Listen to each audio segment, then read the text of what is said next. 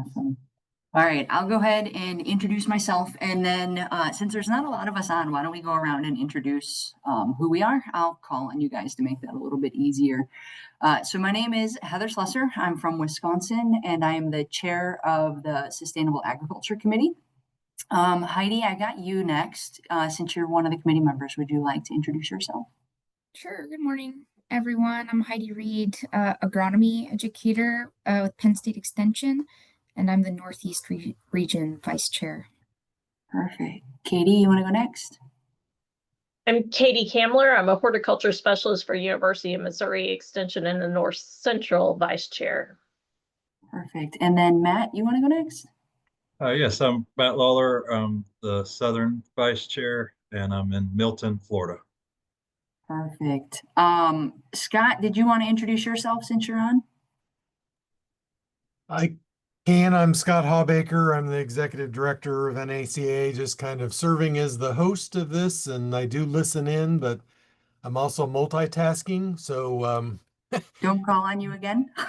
if you have a question for me and I don't say anything, give me a few seconds and I'll be right back. So Perfect. Brian, do you want to go next? Yeah, sure. I'm Brian Beer, area livestock agent with Clemson Extension in South Carolina. And I am currently serving as the Professional Improvement Council chair. So I'm listening in and trying to see if I might have some answers if you have questions. If not, I'll figure it out. Perfect. Connie, would you like to go next? Good morning. I'm Connie Strunk, a plant pathology field specialist with South Dakota State University, serving as your national vice president for NACAA. I'm here just to kind of help listen, answer any questions you may have, provide input as needed, but not to direct the conversation for today. So I just want to thank you all for tuning in, and especially for the committee for all of the work that they've done this year, and for those that are incoming into the joined committee. So I'll turn it back over to you, Heather. Thank you, Connie. Tyrone, you want to go next? Good morning. I'm Tyrone Fisher. I am a vice presidential candidate. I'm here listening to the needs of the committees and taking notes. And so I am in North Carolina, administrator with livestock background. Look forward to hearing and providing an ear. Awesome. Thank you. Mark, I got you next. Would you like to go? I think I'm muted now. Very good. Martin Bailey, Sustainable Ag and Food Systems from Central Florida, and vice chair of our Sustainable Committee for FACAA. Perfect. Christine, would you like to go next? Yeah, hi, I'm Christine. I'm from Michigan State. I cover topics related to regenerative ag and sustainable ag and field crop systems. Awesome. Connie, Matt, Brian, Sarah, would you like to go next? Sure. I'm Sarah Hansen. I am in Indiana with Purdue Extension. I am the food systems coordinator.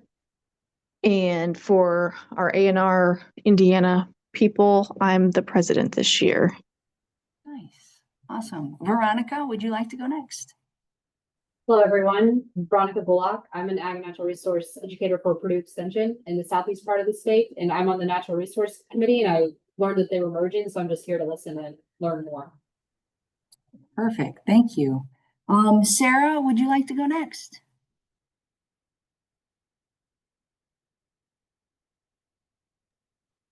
Is there more than one, Sarah? Oh, sorry. You moved on my screen. I think it's Samar. I got you next. Hey, morning, all. Can you hear me? Yes. Yeah, hey, this is Simmer. I'm from Northern California, working with the UC Cooperative Extension, and this is my first time attending this meeting, and I got to know about the NACAA a couple months back, so I'm just here listening. Awesome. Thank you. Great to have you guys. Thank you. Stephen. Good morning, everyone. I'm Steve Genevine. I'm the small farms agent here in Jacksonville for Jacksonville, Florida. Thank you. Amelia. Hello, I'm the Soil Health Extension Educator with Yukon Extension, and I am also new to this committee. And in our state, we're a small team that participates. So yeah, doing a lot of listening. Thanks. Yeah, no problems.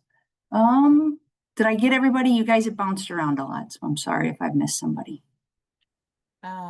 I didn't go, but good morning, everybody.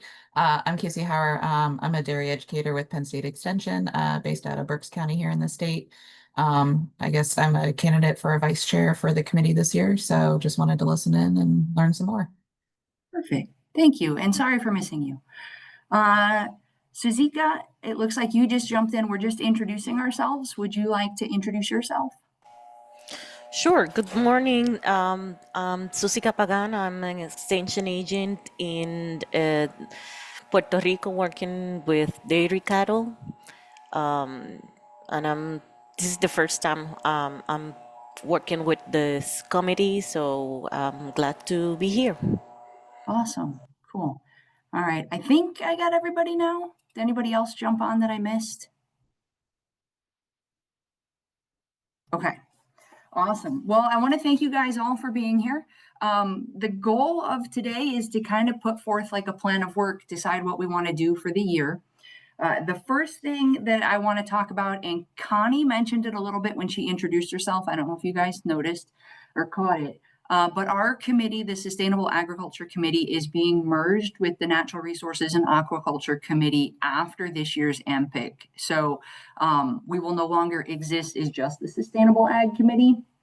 So we will be the Sustainable Ag and Natural Resources Committee moving forward. So it's a little bit weird because Natural Resources met last week and they developed a plan of work, and then we're meeting this week and we're developing a plan of work. But ultimately, the goal of that new committee will be to take the two plans of work that are submitted and create one plan of work to move forward with. So I don't know if you guys have any questions on that. I know Connie and Brian are on, so if you do, they could probably answer those for you. I don't know if either one of you wanted to add any more to what I said or if what I said was enough.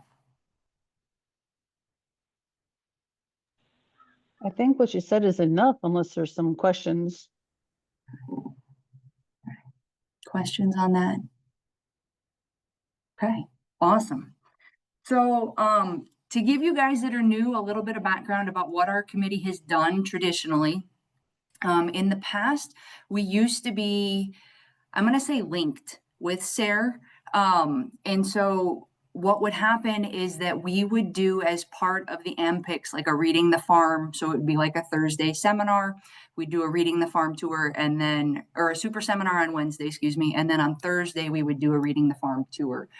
So basically where you had some SARE fellows that would lead the seminar on Wednesday, then we would go out on Thursday with those SARE fellows and anybody that attended the super seminar on Wednesday. And we would go to the farm and basically look over their finances, look at their operation, and identify like areas for improvement.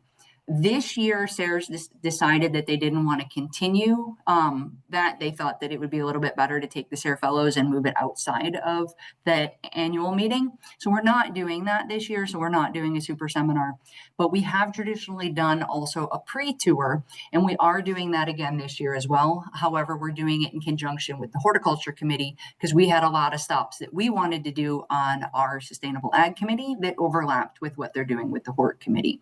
So if you notice in the registration, it's a joint Hort and Sustainable Ag pre-tour. We also do educational or professional development sessions throughout the MPIC. So this year it's on Tuesday and Wednesday. I'm going to go with that. Might be Monday and Tuesday, but either way. So we have a bunch of those. So every year we get those submissions. This year we had 20 of them that were submitted, which is the most that we've seen in a while from this for the Sustainable Ag Committee. So we could have approved up to 12 of them. We decided to approve 11 of them, which meant that there were nine presenters that we did not accept. Besides that, this year we also did a NACAA 365 on like why should you submit to the Sustainable Ag Committee. And I think that was something that probably helped us. I mean, I'm going to assume that there's a correlation. I have no proof that there's a correlated response, but I would say we did the work on, inviting back past speakers and asking them to speak. Mark was actually one of those speakers. And so he talked about what his work and why he felt that it would fit within the Sustainable Ag Committee. And we had some other speakers that were on as well. But I would say, I think it's a correlated response. You guys can argue with me, but so, sorry, that's Heather humor. But so I don't know, based on that, we don't have to do those things in the coming year. I don't know what your guys' interest is. So I'm going to be quiet and kind of listen to what you guys want to do and where you want to see the committee focus on.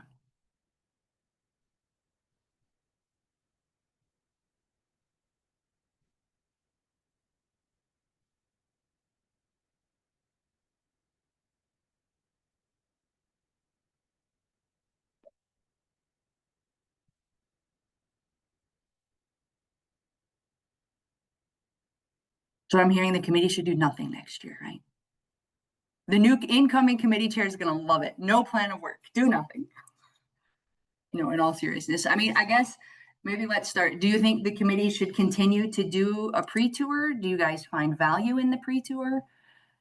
We're going to Denver, Colorado. So I know the Natural Resources Committee talked about maybe doing a pre-tour at the Rocky Mountains is what they would be interested in. I don't know what Sustainable Ag thinks. Sorry, I'm also new here. Do you mind going through what previous plans of work have looked like? Yeah. So what I just said, like all the activities that we did, that's what the previous plan of work said that we were going to do. So it said like we would do a pre-tour. So we planned a pre-tour. It said we would do a NACAA 365. So we did a NACAA 365. Specifically, it didn't outline like the topic that we would cover for the NACAA 365, but if there is definitely a topic that you guys want covered or your states are asking for, then we want to hear it, because the more direction you can give the committee, the more we're going to provide you with the information that you want, So we didn't know really what to do for a NACAA 365. So the regional chairs and I just kind of were like, well, what could we do? What do we think would be beneficial? Like we were told that they wanted one. So that's what we came up with, because we were having low enrollments, or not low submissions for presentations. And we knew that the Hort Committee had done that in the past and they had seen success from it. So that's why we threw that out there as something. But if there's like, hey, you know what, my state really wants like work on grazing. Sorry, I'm a livestock person, but like really wants some like grazing education, or really wants some like, how do I weed without using chemicals, or reduce weed interference and stuff without chemicals? Like we could find those specialists. We would probably just kind of scour who's submitted to our committee before and have asked them to come do a 365 on that topic if that's what's of interest. So that, and then then we review the submissions, which is something that we would do anyways, just because people submit them, and that's what we do. So. I don't know if that helped, Christine. Heather, do you have information about how many people have signed up for the pre-tour this year? I do not, but Scott probably would. I think because since Hort's leading it, they're getting that information. I haven't gotten any of that information. I do. Horticulture for this year, I think they're at 22 or 23, which was, they actually had it budgeted for, they got a bus maximum that could seat 25. So they're pretty close to what they were wanting. That's normally about the range that they get every year. Animal science this year, it's always very popular. They have a full bus of 56. And I believe the ag econ is at 15, 16, 17, somewhere in there. It's just a 1-day pre-tour this year, which is always an option as well, versus a 2-day function. But that's normally the range. I mean, as Heather mentioned, years ago when SARE was supportive, they sorry, my phone's ringing at the same time. They had no problem sponsoring very small, like one van full and that was it. Doesn't make the most, going in a van, especially if it's a 2-day when you've all got luggage and you're staying, especially if you go stay off site somewhere, makes it a little bit more complicated, but cost wise, it's more affordable versus a $1,800 bus per day. So anyway, more information than you wanted, but in that 20 to 25 range is normal for the Hort tour. Thank you. And I guess while I'm unmuted, Heather, if you don't mind, I see Connie's prompt in the chat, and that's helpful. Thinking more of topics than programming in particular, I can just share topics that have been on my mind and my team's mind recently is silvopasture. And I think that would fall under the sustainable ag group quite well, and natural resources. And additionally, specific to sustainable ag, I think is we in Pennsylvania are the home of the Rodale Institute, which is a well-known like organic research organization. And we also are leaders in no-till, and conversations and clashes between the world of organic versus no-till, and how to communicate with farmers of all different kinds and like work together as a team because we all have the same goals at the end of the day, is something I spend a lot of time thinking about and have struggled to kind of synthesize. So I'd be really interested in either a symposium or something about that, or a 365. Kind of on how the organic producers can get along with the no-till, like tips and tricks that you can take and implement with them. I think, like specifically as an educator, bridging the gap or communicating with both sides of that coin, the sustainable crop production, if you will, world.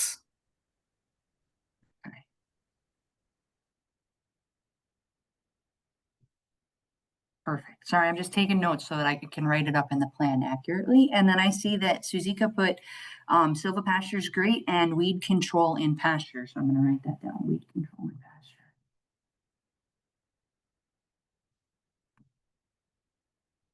Perfect. Other topics you guys are interested in?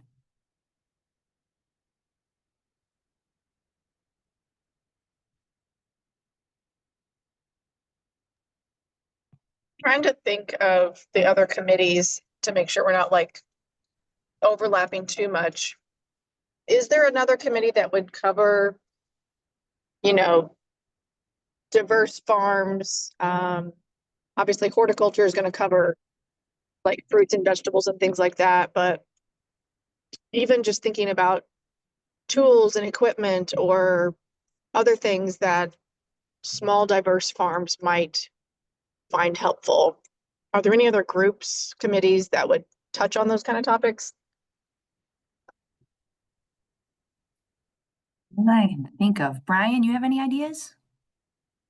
Possibly, but I haven't heard it yet. So if that's something you're interested in, I would absolutely put it out there, and it would, like I say, broaden your audience just a little bit past the traditional sustainable ag folks. You might get some additional ones on there. That's perfectly fine. That's something y'all want to pursue. I would also say along those lines, here in the Midwest, we get lots of people that have moved here from somewhere else. They bought 5-10 acres and want to be sustainable, and figuring out how to walk them through that. Because they want livestock, they want vegetable gardens, they want fruit trees, they want it all, and to try to help them figure out what makes sense and what is sustainable.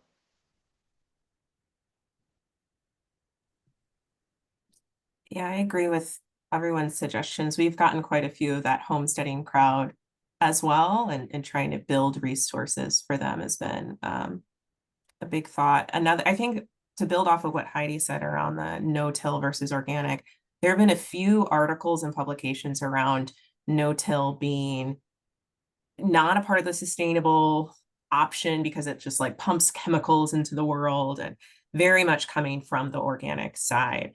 And so getting some support in communicating the environmental benefits of no-till while recognizing that, yeah, maybe you are using the same amount of chemical, that the going after each other isn't helpful.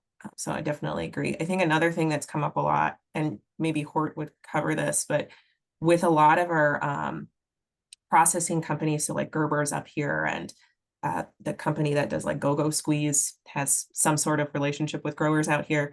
They're wanting to market more regenerative or sustainably grown products, but there's a big pushback in being organic from those fruit and veg growers, and if you are conventional, right? So how could those folks, without fully being organic, still work with or kind of deliver on? And when you talk to these companies, Extension has kind of been the go-between for those groups right now. They don't really have good metrics for what they're expecting, and so we don't have really a great understanding of what are these companies expecting, what's realistic on the ground.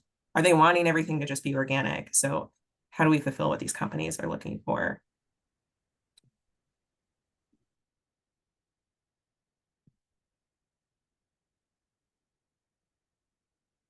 Okay. I like it. Other thoughts? The new committee is going to have a lot of 365s to do. This is going to be awesome.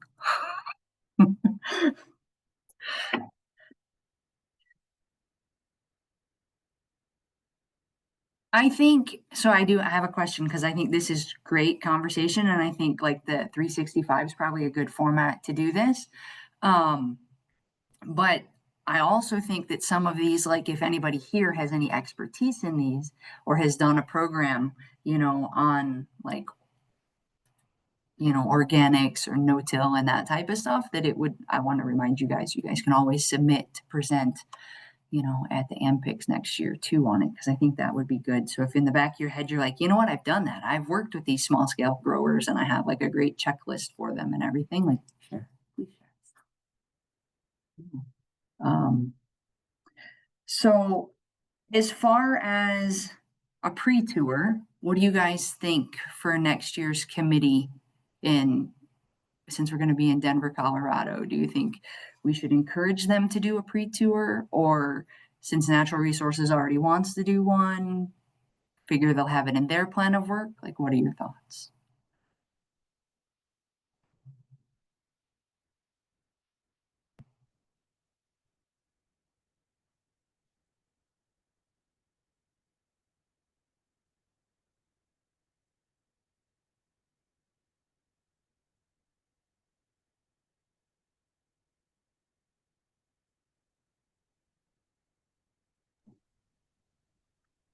I think that just work with natural resources to, help them plan whatever tours they were thinking of.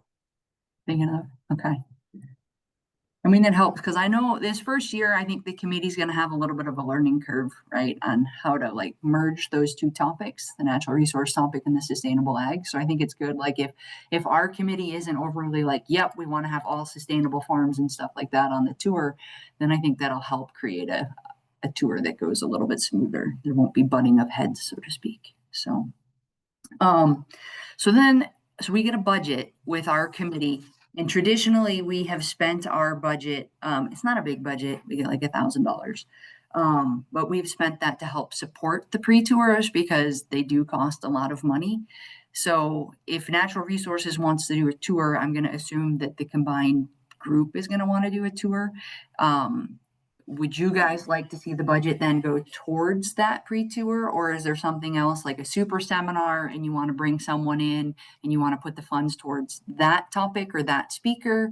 Like, what are your thoughts on how you want to use our budget?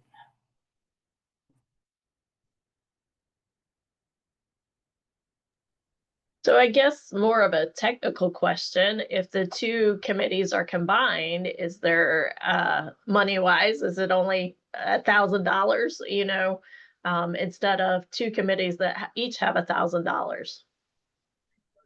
No, you're correct. It will be one committee, and each committee is given $1,000 from NACAA to do their committee work. So yes, the new committee will have $1,000 that they can use for free tours, getting speakers in for super seminars, whatever the committee deems necessary. Most of the pre-tours do need to be self-sustaining and need to be at least break even. So sponsorships, participation fees, and the like are important to making those pre-tours go and be a budget neutral kind of item.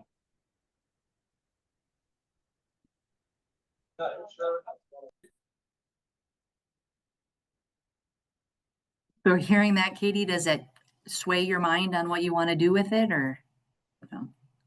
Nope, just curious more on the logistics side. I am one who values pre-tours because I think the relationships made on those pre-tours are greater than because you spend a day or two together and get to know each other better.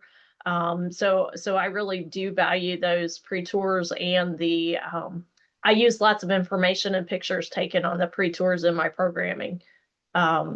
So I am a fan of tours, but there are also other options to spend that money because the tours are very expensive, and those buses are expensive, and meals and hotels, and that adds a lot of cost.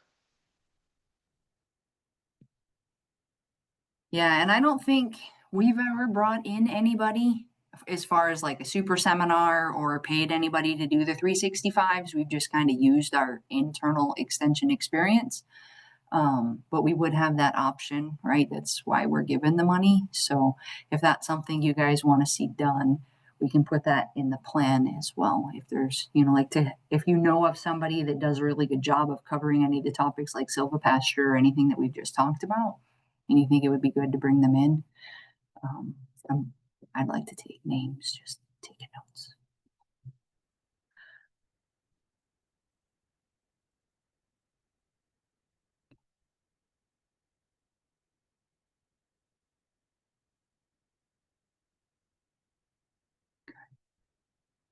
Guys are quiet this morning.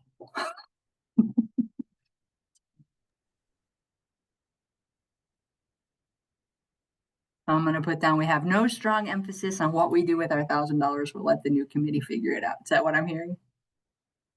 I got some head nods. Heidi, go ahead. Is this something like, well, we want to keep our options open, so if we put it in the plan of work, then it would be an option to pay for a speaker to come in, whereas if we don't include it, then that's eliminated as an option. If that's the case, then we might as well just throw it in there and sort it out once the committees merge. Is kind of what I'm thinking, because we don't know what they're gonna do or gonna want to do. Yeah, so we do have to, so we have a little form that we have to fill out. Each committee has to submit a little form. And so there is a budget section that we have to fill out on what we want to preliminarily do with it. I mean, we don't have to if we say we want to bring in a speaker for 365 or we want to bring in a speaker for super seminar, and then we change that later, we can do that. But if we don't allocate the funds for something in here, I'm not going to say that they're going to take it away from us and not let us use it, but it's best if we can come up with some plan for it just to show that we actually have an intended use. So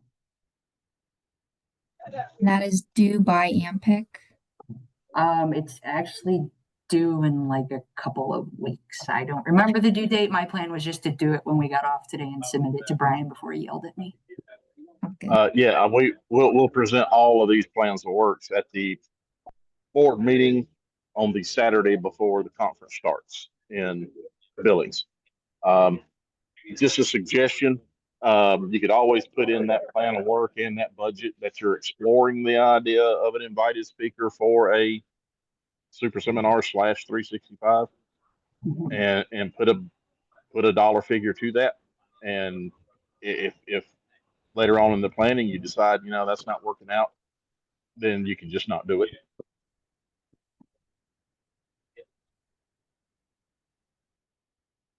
So is that the guidance I'm hearing? You guys want me to write that in? And then if it doesn't pan out or we don't need it, we'll just figure something, the committee will figure something else out?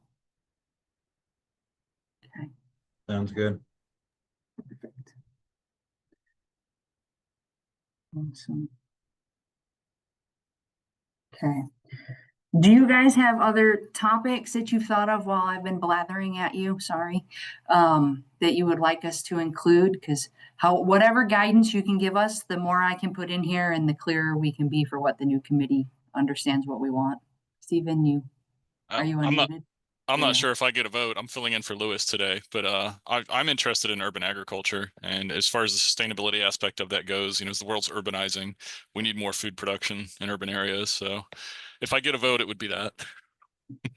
I'm writing it down. If you showed up, you get a vote.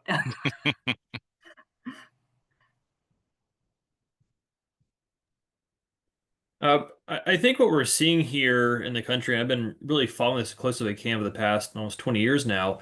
We're seeing a sort of polarization going on where we have a lot more smaller and smaller farms, and we have increasing mega farms that are completely consolidated. So if you were to see like a bell, it'd be like an inverse bell curve. You have extremes on one and extremes on the other. So I think we need to be addressing these new changes that are occurring, and I'm not sure who mentioned it a few minutes ago, but about the tremendous increase in the number of these new small farms, and most of these people, at least in my experience in Florida, have little to no idea about where to begin, where to get resources, and I think they can contribute to our national food system, but especially local food systems.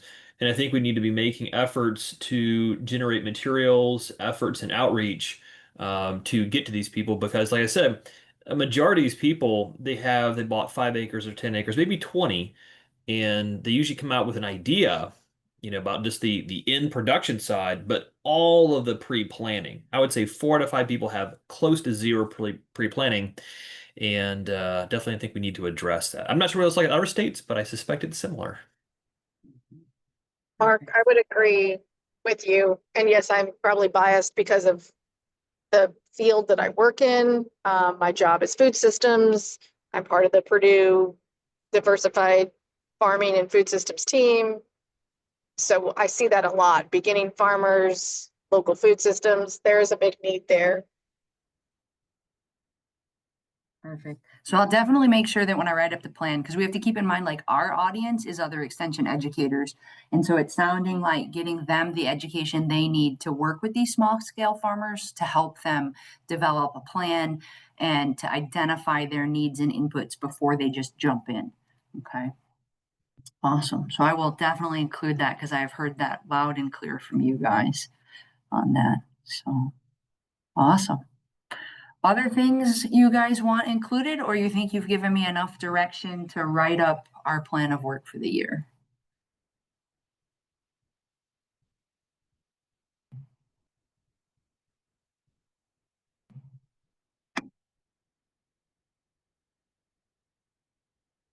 I suppose I'll chime in once more. A kind of a sort of a subtopic. Again, I'm biased because I focus a lot on this.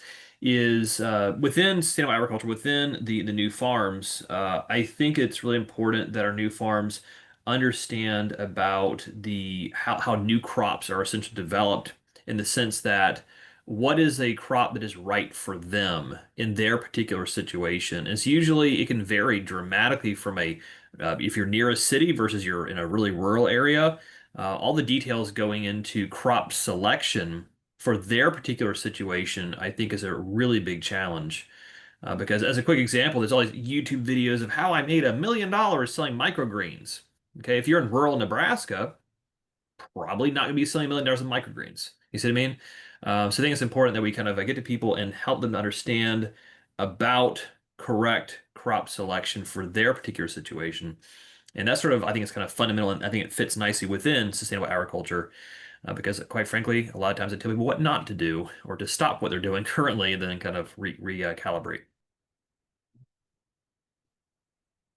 Okay, so when we do that super seminar, Mark, I wrote your name down as a resource of someone to come and speak. Okay, and if needed, I don't mind. I mean, I talk all the time about this kind of stuff. Awesome. Okay. All right. So my plan, so you guys know, on this report, we have to come up with the committee's goals for the upcoming year. So what I've heard for goals from you guys is that you have specific topics that you would like to have covered within the NACAA 365 series. The plan of work for the upcoming year would be that we're going to plan to do some of these 365s with the topics listed out, that we have no strong interest in a pre-tour, but if natural sciences is interested in it, we would be supportive of that. And that we would review those presentations that are submitted for the MPICs for the following year, for Denver, is part of our plan of work as well. And then for our budget section, and in the plan of work, we will look into potential speakers for either the NACAA 365s or the super seminar on, I'm going to say maybe one of these topics, because you guys seemed really passionate about, especially, like the small scale farms and getting them up to snuff on what they need. So maybe having a speaker come in and talk about that. So if we need someone to hire somebody to come in on either a 365 or a super seminar, I'll just put in there that I'll leave it vague so that we're not locked into that. Does that sound good? Did I misrepresent anything that we've talked about, or? Okay. Other things that I've missed that you guys want me to include in the goals or in the plan of work, or do you think we're good?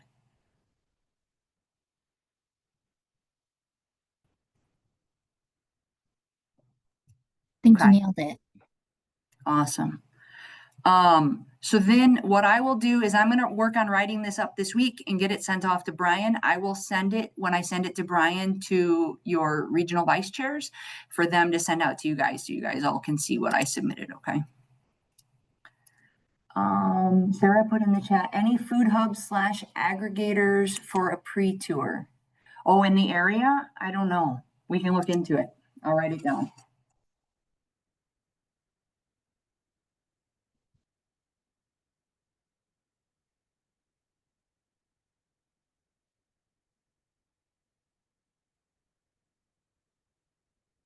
Okay.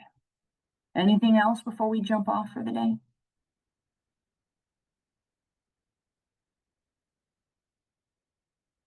Okay. Well, thank you guys. I appreciate everyone jumping on. If something strikes your fancy that you're like, wait, I didn't think about this, shoot me an email. It's just heather.slesser@wisc.edu, and you can find me in the NACAA directory too. But I appreciate your guys' time and your willingness to be here and help shape the plan of work, because it goes a lot smoother when we have input from the states on what you guys want to hear and what you want to talk about. Because otherwise it's just like 5 of us talking about it and figuring out what we want based on our experiences, and which don't always match what you guys want. So we're more effective as a committee with your input. So we appreciate your time today. So, Thanks, Heather.